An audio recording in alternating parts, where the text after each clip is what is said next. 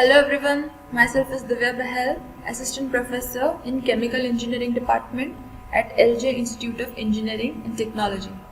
The subject which I am going to take is petroleum refining and petrochemicals. So moving forward with the chapter which we discussed in the last, that is first basics of petroleum. Now the next topic which you will study is classification of crude oil. So your crude is classified on the basis of the components present in it, the type of hydrocarbons which are present. So that are first paraffin. It is a single bond component. It is a single bond hydrocarbon present. It means it is also known as saturated. Okay, no double bond, triple bond is present. All the bonds between the carbons are saturated and they are saturated with hydrogen. For example, butane. You can see no double bond is present between the carbons. All the bonds which the carbon might have been sharing, if it would have been double bond, is being saturated with hydrogen. So this is paraffin. These are also called as straight chain hydrocarbon because they are in straight line. No isomerization is there, no linking is there, hence it is also called as straight chain. Second type, olefins. So what are olefins? These are the hydrocarbons in which double or triple bond is present. The double or triple bond presence is also known as the unsaturation. This unsaturation makes this olefins very reactive. It has the tendency to react so as to get saturated. Example is ethylene. Olefins are used mainly in petrochemicals industry. Ethylene is a petrochemical form. Ethylene on polymerization gives polythene. So you can see ethylene is raw material which is used in polythene industry. Okay, hence olefins are generally used. Olefin based crude oil is used when petrochemicals is concerned. Moving forward, another type of hydrocarbons that are present in the crude oil is known as naphthalene. Now what are naphthalene? These are also known as ringed paraffin. It means they are cyclic in nature, also called cycloparaffins. Okay, cycle form is there, but they are saturated. Okay, from the figure you can see double bond is not shared between the carbon atoms, but their structure is cycling in nature. They are saturated with hydrogen. Just the only difference is it is not straight chain paraffin. These are cyclic paraffins. For example is cyclohexane. Now next form is aromatics. So what are aromatics? These are, the simplest form is the 6 carbon ring. A ring structure is formed just like cyclic paraffins, but here all bonds are unsaturated. All the bonds, note down. Double bond fluctuates from different positions. Okay, example is aromatic. See, that fluctuation of double bonds is called as resonance. So resonance between double bonds takes place in aromatic.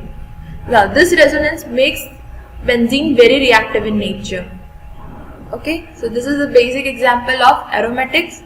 Now aromatics burn with smoke. Okay, they liberate too much amount of smoke, but they are also present in crude oil in significant amount. So see, we need to know what kind of hydrocarbons are present in the crude oil so as to make a perfect blend that is suitable for the transportation or other uses. Now that was about your classification of crude oil. Now the next topic which we would cover, and it is in your first chapter, is the crude assay analysis. See, this gives you a detailed analysis about your crude. It's all properties, the parameters within which those properties must lie. Take an example. When you go for a blood checkup in the laboratory, okay, your blood report, the like hemoglobin content, your lipid, everything, etc. What are these? Those are the certain parameters and it has a certain range. And if you are within it, you are healthy. So that is the way this is the crude assay analysis is for crude. There are certain properties about which you have to know and it must be within its limit.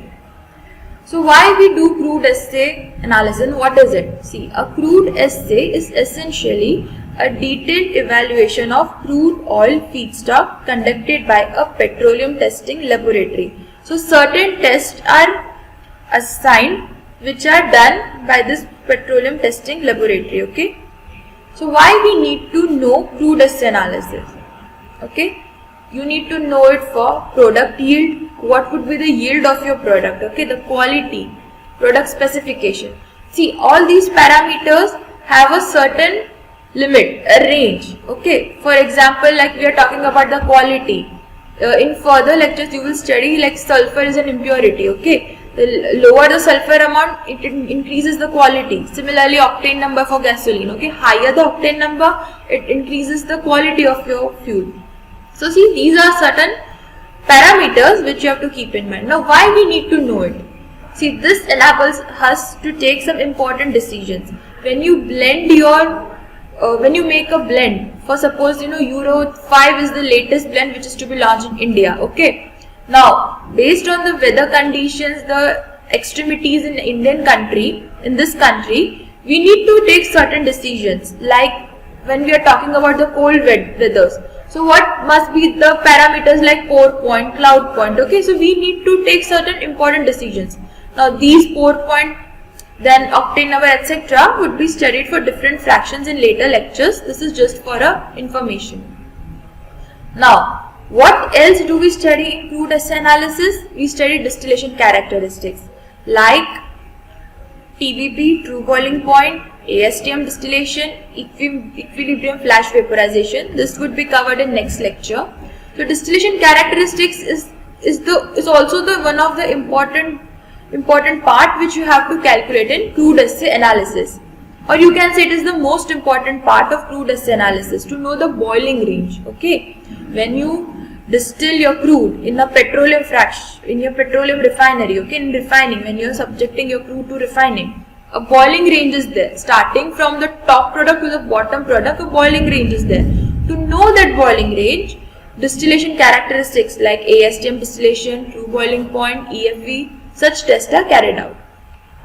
Now with some of the physical properties which are evaluated in crude assay analysis. First, degree API gravity. Okay. Now it is a measure of how heavy or light a petroleum liquid is compared to water. Okay, it tells about the density of your crude oil. Again, it is a dimensionless quantity. It is used to compare densities of petroleum liquids. Okay, for various you can compare densities of various crude fractions also, like about gasoline, diesel, or with respect to crudes from different areas. Okay, crude oil properties also varies with topology. Topology means with change in space, what is the change in properties, like the crude of Middle East would be different than crude of India. So you can use such parameters to compare the results. Now what is the formula? It is 141.5 upon specific gravity minus 131.5. Specific gravity, what is specific gravity? It is density of a liquid upon density of water. So see, this makes as both numerator and denominator density, hence this is a dimensionless quantity. Now, you can see from the equation, your API gravity is inversely proportional to specific gravity. Okay, so what does it mean? If you are talking about light crude, okay, less dense crude, then your API gravity would be more. If you are talking about heavy crude, high dense crude, then your API gravity would be low. For refining purpose, we prefer light crude, okay, because more fractions can be produced, which are most required, like light naphtha, gasoline. These are the most used kind of fractions of crude which are used in day-to-day life. Second, correlation index. Again, this is useful for evaluating individual fractions of crude oil. Okay. Now it is same as Watson characterization factor. What is Watson characterization factor? You will learn later. So it tells about what is the structure or what is the majority of hydrocarbon present in it. Suppose we can see, if your correlation index is 0, it means the crude has mostly straight chain. Okay, straight chain like paraffins are there. Okay, if your correlation index is about 100, it means aromatics are present in majority. Now what is Watson characterization factor? It correlates boiling point with specific gravity. So this is your Watson characterization factor. Now with different type of hydrocarbons in present, you get this factor in a range. Okay. For example, see, if the paraffinic crude is there, paraffinic crude means paraffins are present in bulk, majority, then your Watson characterization factor would be from 12 to 13. Similarly, if naphthenic crude is there, if naphthenes are present, naphthenes of what? Cyclohexane, cycloparaffins, okay? Ring paraffins. Then 10 to 5 to 12.5 is the Watson characterization factor. Similarly, for aromatics, it is 9 to 10.5. So see, it relates boiling point with the specific gravity. Now residue composition. See, crude is classified on basis of the residue material leaves behind distillation of crude oil. Okay, after distillation in end, what is the composition of your residue? Based on that, your crude can again be distinguished. If I am talking about a paraffinic crude, okay, if my residue has more than 5% of paraffin present in it, then it is paraffinic crude. So what we are talking about, in the residue which is obtained in the bottommost part of the tower, if the paraffin concentration is more than 5%, then your crude is paraffinic crude. Similarly, what is if your residue concentration is less than 2%, okay? If in residue, if your paraffin concentration is less than 2%, then that crude is naphthenic crude. Now what is mixed base crude? If your paraffin concentration is between 2 to 5%, then your crude is mixed base, that is, it is between paraffin and naphthenic. Now about aromatics, see, aromatics are present and olefins, they are present not in bulk quantity. So we are just dividing the crude based on the percentage of paraffin present, because it is present in majority. So that was for today's lecture. In next lecture we will learn about distillation characteristics like true boiling point apparatus, ASTM distillation, EFV, and various types of average boiling points on basis of which the boiling point of your crude fractions are stated. Thank you.